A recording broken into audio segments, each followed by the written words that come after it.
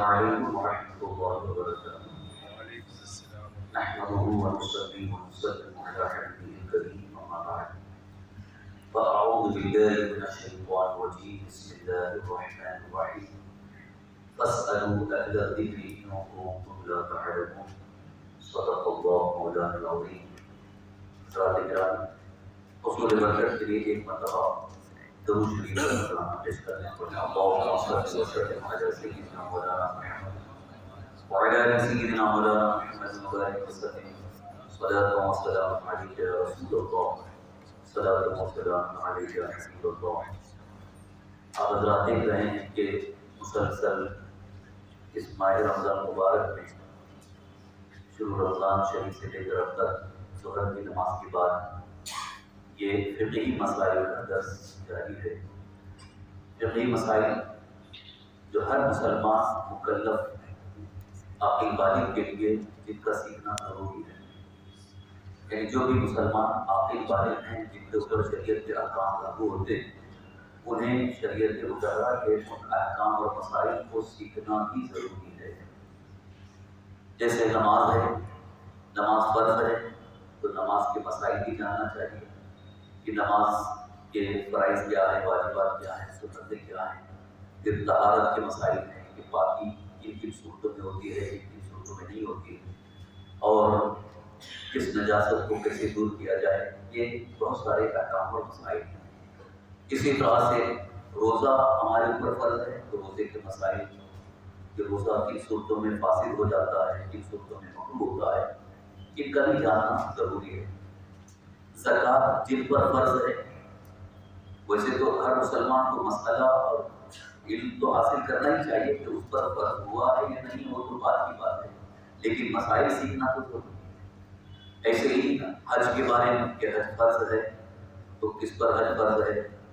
اور حج کے کیا کیا مسائل ہیں، یہاں تک کہ احرام باندھنے کے بعد کتنی پابندیاں ہیں، ان سب چیزوں کو جاننا ضروری ہے۔ اسی لیے قرآن مقدس میں اللہ رب العزت کا فرمان عالیشان ہے، فَاسْأَلُوا أَهْلَ الذِّكْرِ إِن كُنتُمْ لَا تَعْلَمُونَ، اگر تم نہیں جانتے ہو تو علم والوں سے پوچھو۔ یہ پوچھنے کا حکم اللہ تعالیٰ نے فرمایا، فَاسْأَلُوا، پوچھو، سوال کرو۔ لیکن آج کل حالات ایسے ہیں اور سب کی ذمہ داریاں اور سب کی مصروفیات اتنی زیادہ ہیں کہ علم حاصل کرنے کے لیے ٹائم نہیں ہے کہ کہیں جا کر کے علم حاصل کر سکیں، بلکہ اب تو میں دیکھ رہا ہوں کہ لوگوں کے پاس پوچھنے کا بھی ٹائم نہیں ہے۔ تو کم از کم ایسے مواقع کہ جب مسجد میں درس ہو تو اس میں بیٹھ کر کے اگر مسائل کی جانکاری حاصل ہو جائے، معلومات حاصل ہو جائے تو یہ آپ کے لیے غنیمت ہے، بہت اچھی چیز ہے، اور اس میں بیٹھ کر کے مسائل سیکھنا چاہیے۔ عبادت کرنا یعنی جو فرائض ہیں ان کو تو ضروری ہے، لیکن عبادت صحیح ہونا یہ بھی تو ضروری ہے۔ اگر ہم عبادت کر رہے ہیں، عبادت ہی صحیح نہیں ہو رہی تو بیکار، محنت بھی بیکار ہے۔ روزہ رکھ رہے ہیں لیکن روزہ صحیح نہیں ہوا اس لیے محنت بیکار ہو۔ تو اس کے لیے یہ شرعی مسائل، فقہی مسائل کا جاننا بہت ضروری ہے۔ اب حضرات سے میں اکثر گزارش کرتا ہوں کہ کوشش کرتے رہیں کہ خاص طور پر جو ہمارے ضروریات زندگی ہیں اور ہمارے دینی جو فرائض ہیں ان کے متعلق جو مسائل ہیں ان کی اچھی طرح سے معلومات ہو جائے، اور مسئلہ شریعت کے مطابق اگر عبادت ہو تو عبادت صحیح ہے۔ شریعت کے مسئلے کے مطابق اگر عبادت ہو تو عبادت صحیح ہے، اور اگر اس کے مطابق نہیں، بس اپنے وہم و گمان سے ہم ادا کرتے جا رہے ہیں، یہ سوچیں کہ بس ہم نے ادا کر کے ہو گیا تو نہیں صحیح۔ تو ابھی زکوٰۃ کے متعلق کہ زکوٰۃ کس پر فرض ہے، کتنی مقدار پر فرض ہے، زکوٰۃ کس کس مال پر فرض ہے، یہ تو ہم نے بیان کر دیا، اور اسی سلسلے میں یہ بھی مسئلہ بیان ہو چکا ہے کہ زکوٰۃ کس کو دی جائے، لیکن اس میں کچھ اور مسائل ہیں جو جس کی طرف توجہ ضروری ہے۔ اکثر لوگ اس کی طرف غفلت کرتے ہیں اور زکوٰۃ ایسی جگہ دے دیتے ہیں جہاں ادائیگی نہیں، تو اس لیے یہ مسئلہ بھی جاننا ضروری ہے کہ کہاں دیں گے تو زکوٰۃ ادا ہوگی اور کہاں دیں گے تو زکوٰۃ ادا نہیں ہوگی، کیونکہ آپ کی محنت کی کمائی ہے، اور اللہ اللہ کے حکم پر آپ عمل کرتے ہوئے زکوٰۃ ادا کر رہے ہیں تو کوشش یہی ہونا چاہیے کہ جو زکوٰۃ کا صحیح مصرف ہے، جہاں اللہ کا حکم ہے وہاں ہم دیں، اور جہاں اللہ کا حکم نہیں ہے وہاں اگر دیں گے تو وہ زکوٰۃ ادا نہیں ہوگی۔ تو اس سلسلے میں جو اصل مسئلہ ہے کہ زکوٰۃ کس کو دی جائے، زکوٰۃ کا مستحق کون ہے، جس کو میں نے شروع میں بتایا تھا کہ جو مستحق ہے اس کو دینا۔ مستحق کون ہے؟ وہ قرآن کریم کے فرمان عالی شان کی روشنی میں انما الصدقات للفقراء، جو وہاں پر 7 مصارف کا ذکر ہے، ان میں سب سے پہلے یہ اللہ تعالیٰ کا فرمان ہے کہ یہ صدقات، یہ زکوٰۃ جو ہے اس کے حقدار، اس کے مستحق فقیر ہے۔ فقیر سب سے پہلے فقیر کون ہے؟ کہ وہ مسلمان سنی سیدی کا فقیر کہ جس کے پاس 52.5 تولہ چاندی یا کی رقم نہ ہو، اس سے کم ہو، تو وہ شریعت مطالعہ کے نزدیک فقیر کہلاتا ہے، اسے زکوٰۃ دی جا سکتی ہے اور وہ زکوٰۃ دے سکتا ہے۔ اگر کسی کے پاس اتنی مقدار ہے، اگرچہ وہ حاجت مند ہے، ضرورت مند ہے، جیسے آج کل کے اخراجات کے اعتبار سے اگر دیکھا جائے تو کافی اخراجات ہیں، لیکن 52.5 تولہ چاندی کی مقدار، جیسا کہ میں مسلسل بیان کرتا آ رہا ہوں کہ جو شریعت مطالعہ کے نزدیک جو تولے کا وزن ہے اس اعتبار سے 52.5 تولہ چاندی کی جو مقدار ہے وہ 65,000 یا اس میں کبھی کچھ کمی بیشی ہو سکتی ہو، تو 65,000 جس کے پاس ہے اب وہ زکوٰۃ لے نہیں سکتا، مانگ نہیں سکتا، لیکن خرچے ہیں کہ جیسے کہ بچے کی اسکول کی فیس ہے یا ہاسپٹل میں ایڈمٹ ہو گیا اور دوا علاج یا آپریشن وغیرہ کا بڑا خرچ ہے، تو اب اس میں وہ زکوٰۃ مانگتے ہیں تو ان کو زکوٰۃ دی جا سکتی ہے۔ اسی طرح سے بہت سارے ادارے والے، مدارس، دینی ادارے یا تنظیمیں جو قائم ہیں، جن کو NGO کہا جاتا ہے، یہ کچھ تنظیمیں قائم ہیں، ویلفیئر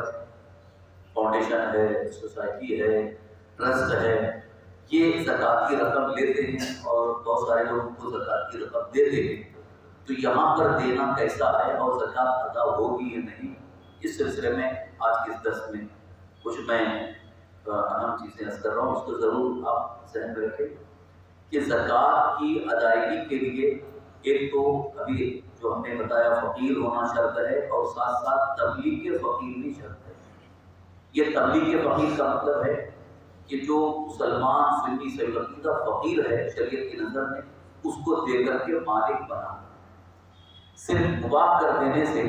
زکوٰۃ ادا نہیں ہوئی، بلکہ مالک بنانا یہ ضروری ہے، یہ شرط ہے۔ اگر تبلیغ کے فقیر نہیں پائی گئی تو اس صورت میں زکوٰۃ ادا نہیں ہوگی۔ اس کی صورت یہ ہے کہ جیسے اگر ہم نے کسی کی فیس بھر دی جا کر کے اسکول میں، معلوم ہے کہ یہ طالب علم جو ہے، اس کے ماں باپ جو ہے وہ اسکول کی فیس بھرنے کے لائق نہیں ہے، طاقت نہیں رکھتے ہیں، غریب ہیں غربت کی وجہ سے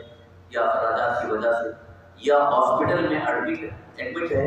اور ہاسپٹلائز ہونے کے بعد اس کا بہت بڑا خرچہ ہے، بل آ گیا ہے، تو اب ڈائریکٹ ہم جا کر کے ہاسپٹل میں اس کی فیس بھر رہے ہیں یا اسکول میں فیس بھر رہے ہیں، تو اس طرح سے یہ زکوٰۃ ادا ہوگی کہ نہیں، اس پر فقہاء کرام اور تمام علماء کا اتفاق ہے۔ یہاں تبلیغ کے فقیر نہیں پائے گی، اس لیے زکوٰۃ ادا نہیں ہوگی۔ اس کی ضرورت تو پوری ہو گئی، حاجت پوری ہو گئی کہ جو ضرورت مند تھا، جیسے کہ ایک طالب علم ہے وہ ضرورت مند ہے، اس کو دینا ہے، لیکن آپ نے ڈائریکٹ اسکول میں جا کر کے فیس بھر دی تو وہ زکوٰۃ ادا نہیں ہوگی، یہ تبلیغ نہیں پائے گی۔ ایسے ہی جو ضرورت مند تھا، ہاسپٹلائز تھا، اس کو زکوٰۃ کی رقم دی جا سکتی تھی، لیکن آپ نے اس کے ہاتھ میں نہیں دیا، ڈائریکٹ آپ نے ہاسپٹل میں جا کر کے اس کا بل بھر دیا، تو اس صورت میں زکوٰۃ ادا نہیں ہوگی، کیونکہ یہاں شریعت مطالعہ کی روشنی میں جو تبلیغ کے فقیر کی شرط ہے وہ شرط نہیں پائی گئی، اس لیے زکوٰۃ ادا نہیں ہوگی۔ اس لیے طریقہ یہ ہونا چاہیے کہ جیسے کہ اگر طالب علم اگر وہ مستحق ہے تو اس کی فیس نہیں بلکہ اس کے ہاتھ میں دے کر اسے مالک بنا دیں۔ اگر وہ نابالغ ہے تو نابالغ کو دیں گے تو ہو سکتا وہ پیسہ ضائع کر دے گا، ادھر ادھر کہیں خرچ کر دے گا، تو اس کے جو ولی ہیں، جیسے اس کے باپ ہیں، اس کے ذمہ دار ہیں، ان کو ان کے ہاتھ میں دے دیں کہ بھائی یہ کس کے لیے میں دے رہا ہوں، یہ ان کو دینا ہے، تو اب پھر وہ لے کر کے اگر وہ فیس بھرتے ہیں تو وہاں تبلیغ فقیر کی صورت ہو گئی اور ادھر زکات کی ادا ہو گئی اور ان کی حاجت بھی پوری ہو گئی۔ اسی طرح سے جو ہاسپٹلائز ہے، جس کو جو زکات کا مستحق ہو گیا ہے کہ وہ زکات اس کو دی جا سکتی ہے، تو ڈائریکٹ فیس نہ بھر کر کے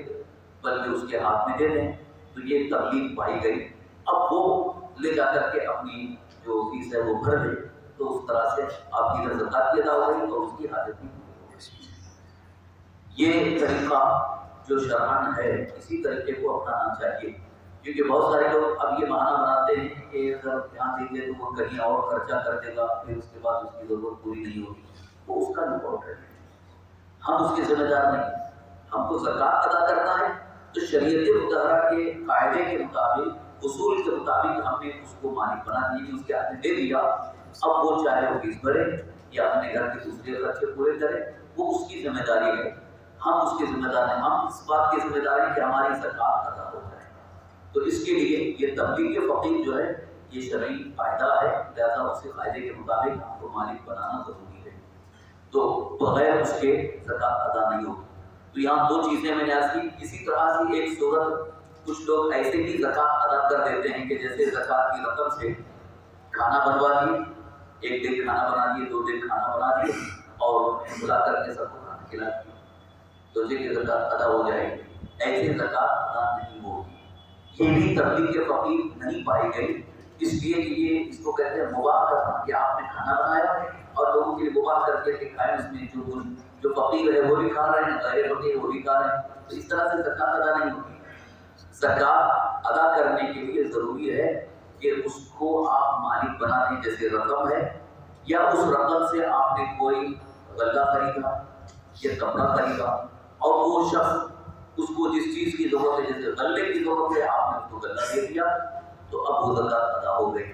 صرف کھانا بنا کر کے کھلا دینے سے زکات ادا نہیں ہوگی، بلکہ اس کا جو راشن ہے، جیسے غلہ ہے، گیہوں ہے، چاول ہے، شکر ہے، جو بھی دینا ہے، وہ اگر خرید کر کے اس کے ہاتھ میں آپ نے دے دیا، اس کو مالک بنا دیا، یہ تبلیغ فقیر کی صورت ہو گئی، اس طرح سے زکات ادا ہوگی۔ ایسے ہی اگر کپڑے خریدا زکات کی رقم سے اور جن کو دینا جو مستحق ہے اس کو دے دیا، تو اس طرح سے زکات ادا ہوگی۔ تو یہ تبلیغ فقیر جو شرعی اصول ہے، ضابطہ ہے، قاعدہ ہے، اسی کے تحت ہی زکات ادا کرنے کی کوشش کریں گے۔ اب یہاں ان تنظیموں کے لیے جو تنظیمیں زکات وصول کرتی ہیں، جو ادارے زکات وصول کرتے ہیں، اب دینے والے تو ان کے اوپر بھروسہ کر کے دے دیتے ہیں، کہ جیسے مدرسہ ہے، دینی ادارہ ہے یا کوئی تنظیم ہے، وہ زکات لے رہے ہیں اور ہم نے ان کو اس نیت سے دے دیا کہ یہ زکات کی رقم ہے، جہاں صحیح مصرف ہوگا وہاں خرچ کریں گے۔ تو اب یہ جو ادارے جو لے رہے ہیں یہ ہمارے وکیل بنتے ہیں، یہ ہے وکیل، یعنی ہم نے ان کو وکیل بنایا، کیونکہ ڈائریکٹ ادارہ جو ہے وہ زکات کا مستحق نہیں، کوئی تنظیم، کوئی کمیٹی، کوئی ٹرسٹ یہ زکات کی مستحق نہیں، وہ حقدار نہیں، بلکہ ہم نے ان کو اس لیے دیا کہ وہ ٹرسٹ ذمہ داری لے رہی ہے کہ ہم یہ جہاں مصرف ہے وہاں لگائیں گے، یعنی جو زکات کے حقدار ہیں ان کو ہم دیں گے۔ تو اب ٹرسٹ کے سارے اراکین جو ہے وہ ذمہ دار ہو گئے، وہ وکیل ہو گئے کہ جنہوں نے زکات دیا ہے ان کی زکات صحیح مصرف میں خرچ ہونا چاہیے۔ اگر وہ غیر مصرف میں خرچ کر دیں گے، غیر مصرف مطلب یعنی جہاں شریعت کا حکم نہیں وہاں لگا دیا، جیسے کہ ٹرسٹ نے زکات کی رقم تو لے لیا، اب وہ روڈ بنانے کا کام کر رہے ہیں، گلی میں لائٹنگ لگا رہے ہیں یا کھانا بنا کر کے کھلا رہے ہیں، یہاں تک کہ مسجد کے کام کاج بھی کر رہے ہیں، تو وہ ان کا عمل جو ہے وہ غلط ہے، وہ اللہ کی بارگاہ میں جواب دے گی، کیونکہ زکات کے وہ مستحق نہیں تھے اور ان کو وکیل بنایا گیا تھا اور انہوں نے غیر مصرف میں خرچ کیا تو وہ اس کے ذمہ دار ہیں۔ اگر انہوں نے لا علمی میں خرچ کر دیا تو اب ان کی ذمہ داری ہے کہ اتنا وہ جرمانہ دیں، یعنی جتنا انہوں نے خرچ کر دیا ہے اب وہ اتنی رقم مستحق کو دے کر کے زکات ادا کریں، کیونکہ دینے والے نے تو آپ کو وکیل بنایا تھا، دینے والے کی تو ادا ہو گئی۔ جیسے میں نے زکات دیا کسی ٹرسٹ کے ہاتھ میں، کسی ادارے کے پاس، اب ہم نے اس پر بھروسہ کر لیا کہ یہ صحیح جگہ خرچ کریں، اب انہوں نے غلط جگہ خرچ کیا اس کے وہ ذمہ دار ہیں، اس کے وہ ذمہ دار ہیں اور ہماری جو زکات ادھر اللہ کی بارگاہ میں ادا ہو جائے. لیکن اگر ہم کو ایسا علم ہے یا کسی طرح سے اگر معلومات ہے کہ یہ صحیح مصرف میں خرچ نہیں کرتے ہیں تو پھر وہاں دینا یہ جائز نہیں. جان بوجھ کر کے ہم اپنی زکات کو ضائع کر رہے ہیں. لہٰذا اس ادارے میں یا اس تنظیم کو یا اس ٹرسٹ کو حرکت نہ دیں کہ جو صحیح مصرف میں خرچ نہ کر سکتے ہو یا جہاں مسائل شرعیہ نہیں جانتے. آج کل بہت ساری تنظیمیں بنی، کچھ تنظیمیں کچھ ٹرسٹ ایسی بھی بنی ہیں کہ وہ وصول تو کرتے ہیں اور صرف دوا علاج کرا دیتے ہیں. ایسے ہی جیسے ابھی میں نے بتایا کہ کسی کی فیس بھر دی ہے اسکول میں یا ہاسپٹل میں بل بھر دی ہے، اس طرح کی بھی وہ سخت طرح سے زکات ادا کرتے ہیں. حالانکہ وہاں کی تبلیغ فقیر نہیں پائی گئی، اس لیے وہ زکات ادا نہیں ہوئی. وہ ٹرسٹی ذمہ دار ہیں کہ جنہوں نے اس طرح سے زکات ادا کی ہے وہ زکات ادا نہیں. ان کی ذمہ داری یہ ہے کہ مستحق جو ہے اس کو تلاش کر کے مستحق تک زکات کی رقم پہنچائیں، تبھی وہ زکات ادا ہوگی. ادارے مدارس دینیہ جو دینی مدرسے چل رہے ہیں کہ جہاں پر قال اللہ قال رسول کی تعلیم ہو رہی ہے، قرآن و حدیث کی تعلیم ہو رہی ہے، شریعت مطالعہ کے مسائل سکھائے جا رہے ہیں، یہ تعلیم کی وجہ سے وہاں پر ہم دیتے ہیں. اس لیے کہ وہاں پڑھنے والے ہر طرح کے طالب علم یعنی جو مستحق ہیں وہ بھی ہیں اور غیر مستحق وہ بھی ہیں، لیکن عام طور پر ہر طالب علم وہ مالک نصاب نہیں ہوتا. مالک نصاب نہیں ہوتا کیونکہ جو بھی مدرسے میں پڑھنے کے لیے جاتے ہیں اگرچہ ان کے گھر میں پیسہ ہے، ماں باپ اچھے مالدار ہیں، لیکن جب بچہ مدرسے گیا ہے اگرچہ والد ہے لیکن اس کے پاس سوائے خرچ کے کچھ نہیں ہوتا ہے. خرچ کے 2-4 ہزار ہیں، 5-10 ہزار ہیں، اس کے علاوہ 65,000 تک کوئی طالب علم نہیں ہوتا جو 52 تولہ چاندی کی وزن کی قیمت ہو اور ساتھ ہی ساتھ ان کے پاس کوئی اتنی رقم یا کوئی زیور ایسا رہتا نہیں. تو مدرسے میں پڑھنے والے ہر طالب علم عام طور پر وہ مستحق زکات ہوتے ہیں، زکات لینے کے حقدار ہوتے ہیں. لیکن طالب علم کہیں مانگنے نہیں جاتا ہے کہ مجھے زکات. تو مدرسے والے جو ہے وہ زکات کی رقم جو ہم دیتے ہیں وہ انہیں طلباء میں سے کسی کو دے کر کے مالک بنا دیتے ہیں. اب وہ طالب علم مالک ہو گیا، ادھر زکات ادا ہو گئی. پھر ان سے گزارش کی جاتی ہے کہ مدرسے کے اخراجات کے لیے اگر آپ دینا چاہیں تو دے سکتے ہیں. وہ اگر اپنی خوشی سے پھر مدرسے کو دے دیتا ہے تو پھر دوسرے خرچے جیسے لائٹ بل ہے، مدرسے کی تنخواہ ہے اور کتابیں خریدنا ہے، دوسرے اخراجات میں خرچ کیا جا سکتا ہے. اسی کو حیلہ شرعی کہتے ہیں اور یہ حدیث پاک کی روشنی میں ثابت ہے. لیکن یاد رکھیں کہ یہ حیلہ شرعی کی جو اجازت ہے وہ خاص دینی تعلیم کے لیے ہی رکھی گئی ہے، کیونکہ اگر حیلہ شرعی کو عام کر دیا جائے تو لوگ جو ہے وہ ہیلا کر کے اپنے پاس بھی رکھنا شروع کر دیتے ہیں. ایسے بھی کچھ سوالات آئے ہیں کہ وہ جیسے ایک شخص جو ہے اس کی زکات نکل رہی ہے لیکن اب اس کے بیٹے کا علاج بھی کرانا ہے، آپریشن ہے، 2-3 لاکھ کا خرچہ ہے، تو خود اس کی جو زکات نکل رہی ہے بیٹے کو تو دے نہیں سکتا، تو وہ ہیلہ شرعی کر کے کیا وہ اپنے بیٹے کے علاج میں لگا سکتا ہے؟ یہ بھی سوال ہے. لوگ یعنی جہاں تک ہو سکے وہ بچانے کی ہی کوشش کرتے ہیں، حالانکہ زکات کا جو اصل مقصد ہے کہ وہ مستحق تک پہنچ جائے. تو اگر یہاں ایسی صورت ہے تو اس کو خود اپنی زکات ادا کر دینا چاہیے مستحق تک. اب اس کے جو اخراجات ہیں اللہ تعالیٰ کہیں نہ کہیں سے کوئی سبیل پیدا فرما دے گا کہ جو اس کے انتظامات بھی ہو جائیں گے. بہرحال اس بات کی کوشش کریں کہ زکات صحیح مصرف میں ادا ہو جائے اور جو تنظیم کے ٹرسٹ کے ذمہ داران ہیں وہ بھی اس بات کی کوشش کریں کہ حیلہ شرعی کے بعد ہی وہ زکات کی رقم دوسرے مصارف میں خرچ ہو. بغیر حیلہ شرعی کے زکات ادا نہیں ہوگی. اگر وہ کہیں خرچ کریں گے تو اس کے وہ ذمہ دار ہوں گے، اس کو اس کا جرمانہ انہیں کرنا ہوگا. اب بس ایک آخری سوال ہے، کچھ کالجز میں زکات فنڈ سے ضرورت مند طلباء کو رقم دی جاتی ہے، اس رقم کا لینا کن کے لیے جائز ہے؟ کیونکہ ابھی کالج کی تعلیم کے لیے، اسکول، ہائی اسکول وغیرہ یہ دنیاوی تعلیم کے لیے بھی زکات فنڈ جمع کیا جا رہا ہے، لوگ اس کے لیے بڑی کوششیں کر رہے ہیں. تو اس کے بارے میں سوال ہے، اس کا بھی جواب سن لیں کہ زکات فنڈ سے صرف وہی طلباء رقم لے سکتے ہیں جو شرعی فقیر ہوں، یعنی شریعت مطالعہ کی نظر میں جو فقیر کی حیثیت رکھتے ہیں، جن کے پاس 9.5 تولہ چاندی یا اتنے وزن کی قیمت جن کے پاس نہیں ہے وہ فقیر ہیں. لہٰذا اگر وہ اسٹوڈنٹ ہے، طالب علم ہے، تو وہ زکوٰۃ لے سکتا ہے، اس کو زکوٰۃ کی رقم دی جا سکتی ہے۔ اور اگر وہ مالک نصاب ہے، یعنی خود اس کے پاس اتنی رقم ہے جس سے 52.5 تولہ چاندی کے وزن کی رقم ہو جاتی ہے، تو پھر وہ زکوٰۃ نہیں لے سکتا، اس کو زکوٰۃ کی رقم نہیں دی جا سکتی۔ طالب علم کا زکوٰۃ مانگنا کیسا ہے؟ یہ زکوٰۃ کے لیے وہ سوال کر سکتا ہے کہ نہیں؟ ویسے تو اگر واقعی وہ مستحق ہے، جیسے ابھی ہم نے بتایا کہ شریعت کے نزدیک وہ فقیر کی حیثیت ہو گیا، تو طالب علم دین حاصل کر رہا ہے، وہ زکوٰۃ کی رقم لے سکتا ہے۔ اور اگر واقعی اس کی ضروریات کہیں سے پورے نہیں ہو رہے ہیں، یعنی گھر والے بھی اسے اخراجات کے لیے نہیں دے پا رہے ہیں، تو وہ زکوٰۃ کی رقم لے کر کے دین تعلیم حاصل کر سکتا ہے۔ اور اگر کسی کو ایسا پتہ چل جائے کہ واقعی اگر کوئی دینی طالب علم، یعنی دین کا جو طالب علم ہے وہ علم دین حاصل کرنا چاہ رہا ہے، لیکن اس کا خرچ دینے کے لیے کوئی تیار نہیں، گھر والے خرچ نہیں اٹھا پا رہے ہیں، تو ایسی صورت میں جس کو پتہ چل جائے وہ اس کو زکوٰۃ کی رقم سے بھی مدد کر سکتا ہے۔ بلکہ بہتر تو یہی ہے، میں مشورہ دوں گا کہ ایسے طلباء کو تلاش کر کے اگر رقم دی جائے تو اس میں 2 اجر ہے، 2 ثواب ہے۔ ایک تو یہ ہے کہ زکوٰۃ ادا کرنے کا بھی ثواب، اور وہ طالب علم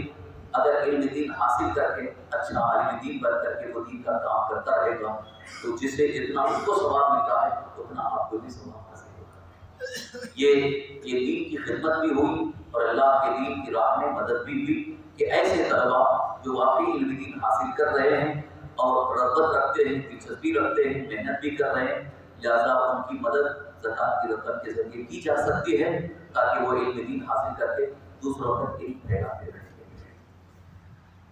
نماز کے متعلق بس ایک مسئلہ جو ذہن میں آیا تھا کہ اگر کسی نے 4 رکعت نماز جو ظہر، عصر یا عشاء یا اس کے علاوہ جو بھی 4 رکعت سنت موقعہ ہے اگر پڑھ رہا ہے، اور 2 رکعت پر جو قاعدہ کرنا ہے، قاعدہ اولا جسے کہتے ہیں، پہلا قاعدہ اولا میں اس کو پڑھنا تھا التحیات، یعنی تشہد پڑھ کر کے پھر کھڑے ہونا ہے تیسری رکعت میں۔ لیکن اگر تشہد کے ساتھ ساتھ درود ابراہیمی بھی پڑھ لیا، اللہم صلی علی سیدنا محمد کما صلیت، تو اگر درود ابراہیمی بھی پڑھ لیا تو اب اس پر سجدہ سہو واجب ہو جاتا ہے، کیونکہ ایک تو یہاں تیسری رکعت کے لیے اٹھنا تھا، اس میں تاخیر ہو گئی، اور دوسرے کہ بھول کر کے درود پڑھ رہا ہے، اس لیے امام اعظم ابو حنیفہ رحمۃ اللہ علیہ فرماتے ہیں کہ یہ سجدہ سہو کرے گا آخر میں۔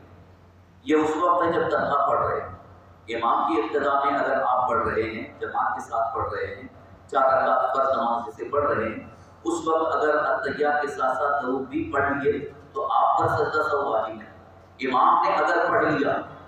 امام سے اگر یہ بھول ہو گئی کہ قاعدہ اولا میں، پہلے قاعدے میں تشہد پڑھ کر کے کھڑا ہونا تھا لیکن درود ابراہیمی بھی پڑھ لیا، تو اب اس پر سجدہ سہو واجب ہو گیا، اخیر میں سجدہ سہو کرے گا، تو سارے مقتدی بھی امام کی ابتدا میں سجدہ سہو کریں گے۔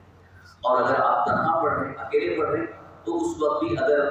تشہد کی مقدار پڑھ کر کے کھڑے ہونا تھا لیکن کھڑے نہیں ہوئے بلکہ درود ابراہیمی پڑھ لیا، اب اس میں کہاں تک؟ اگر صرف اللہم صلی علی پڑھا یاد آ گیا فوراً کھڑا ہو تو سجدہ سہو نہیں، لیکن اللہم صلی علی سیدنا محمد تک پڑھا تو یہ درود ہو گیا، لہٰذا یہ بھول کر کے درود پڑھا، اب اس صورت میں اس پر سجدہ سہو واجب ہے، لہٰذا آخر میں یعنی جو آخری قاعدہ ہے اس میں تشہد پڑھ کر کے دائیں جانب ایک بار سلام پھیر کر کے پھر 2 سجدے کرے، پھر سے التحیات درود ابراہیمی دعائے معصورہ پڑھ کر کے سلام پھیر۔ اللہ رب العزت کی بارگاہ میں دعا ہے ہم سب کو شریعت مطہرہ کے احکام اور عمل کی توفیق عطا فرمائے۔ یا الہ العالمین، یا رحم الراحمین، یا اللہ یا رحمن الرحیم، یا اللہ فضل فرما، کرم فرما، رحم فرما، اپنے دین سے بارسر کے صدقے سے پہلے ہم سب کی مغفرت فرما۔ یا اللہ ہمارے صغیرہ کبیرہ اگلے پچھلے تمام گناہوں کو معاف فرما، یا اللہ ہمارے گناہوں کو بخش دے، یا اللہ ہمیں ہر گناہ ہر برائی سے محفوظ فرما، شریعت مطہرہ کے احکام مسائل کو سیکھنے، سمجھنے، اس پر عمل کرنے کی توفیق عطا فرما۔ یا الہ العالمین، یا رحم الراحمین، یا اللہ اس ماہ رمضان مبارک کے صدقے میں سرکار عالم صلی اللہ علیہ وسلم کے وسیلے سے ہم سب کی تمام پریشانیوں کو دور فرما۔ یا اللہ ہماری تمام مشکلات آسان فرما، تمام مصیبتوں کو دور فرما۔ آئی بھی آنے والی تمام آفتوں بلاؤں کو دور فرما یا اللہ، ہر فتنے سے ہم سب کی حفاظت فرما یا الہ العالمین یا رحم الرحیم. دشمنان دین، دشمنان اسلام، یہود و نصارہ، کفار و مشرکین کے شر و فساد اور ان کے فتنوں سے ہم سب کی حفاظت فرما یا اللہ. ہمارے جان و مال، عزت و آبرو، دین و ایمان کی حفاظت فرما. تمام مسلمان یار کے جان و مال، عزت و آبرو، دین و ایمان کی حفاظت فرما یا اللہ. ہم سب کی روزی کی روزگار معاملے میں خیر و برکت عطا فرما یا اللہ. یا رحمان الرحیم، ہمیں قرض کے بوجھ سے نجات عطا فرما، قرض کی ادائیگی کا اسباب عطا فرما یا اللہ. ہمیں دنیا اور آخرت کی خیر اور بھلائی عطا فرما، ایمان پر زندہ، ایمانی پر خاتمہ نصیب. اللهم ربنا آتنا في الدنيا حسنة وفي الآخرة حسنة وقنا عذاب النار. اللهم ربنا تقبل منا إنك أنت السميع العليم وتب علينا إنك أنت التواب الرحيم. قال الله تبارك وتعالى في شأن حبيبه الكريم: إن الله وملائكته يصلون على النبي